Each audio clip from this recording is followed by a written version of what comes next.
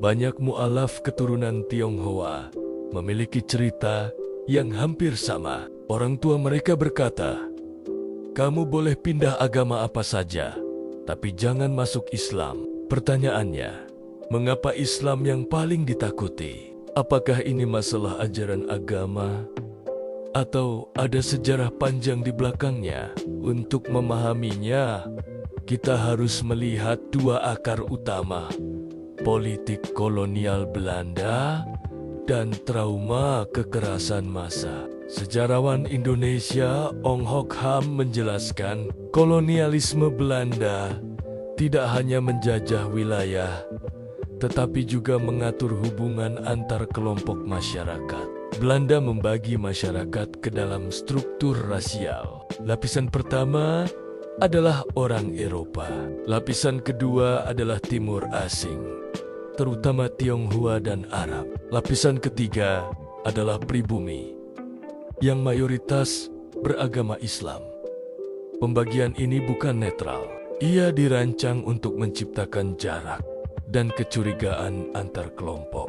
Umat Islam dibatasi akses ekonomi dan pendidikan, sementara komunitas Tionghoa dijadikan perantara ekonomi kolonial. Akibatnya muncul kecemburuan, prasangka, dan ketegangan sosial yang diwariskan. Islam tidak dipandang Belanda sebagai agama semata, melainkan sebagai ancaman politik. Hal ini tertulis jelas dalam karya Snauk Hurgronje, penasihat utama pemerintah kolonial Belanda, dalam bukunya Islam in the Dutch East Indies.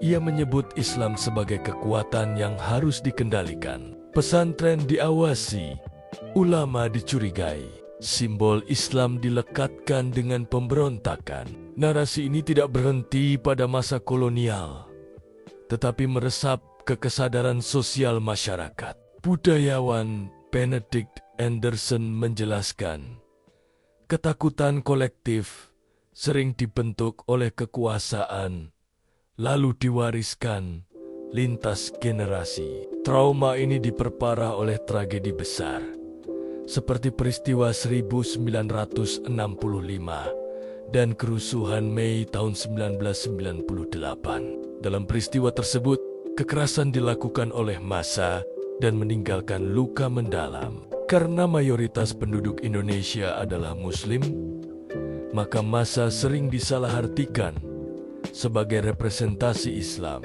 Disinilah terjadi kesalahan besar dalam sejarah. Filsuf Frans Magnisuseno menegaskan, kekerasan tersebut bersifat politik, bukan perintah agama. Tidak ada ajaran Islam yang membenarkan pembunuhan, penjarahan, atau kekerasan terhadap warga sipil. Banyak Muslim justru melindungi tetangga Tionghoa mereka. Namun, kisah ini jarang diangkat. Trauma tidak bekerja dengan dalil, tetapi dengan ingatan dan ketakutan. Maka ketika seorang anak memilih masuk Islam, yang ditakuti orang tua bukanlah Islam itu sendiri. Yang mereka takutkan adalah kekerasan, ketidakamanan, dan pengulangan sejarah. Islam akhirnya dijadikan simbol ketakutan. Padahal akar masalahnya adalah trauma kolonial. Cindo dan Islam tidak ditakdirkan bermusuhan. Yang diwariskan adalah luka sejarah.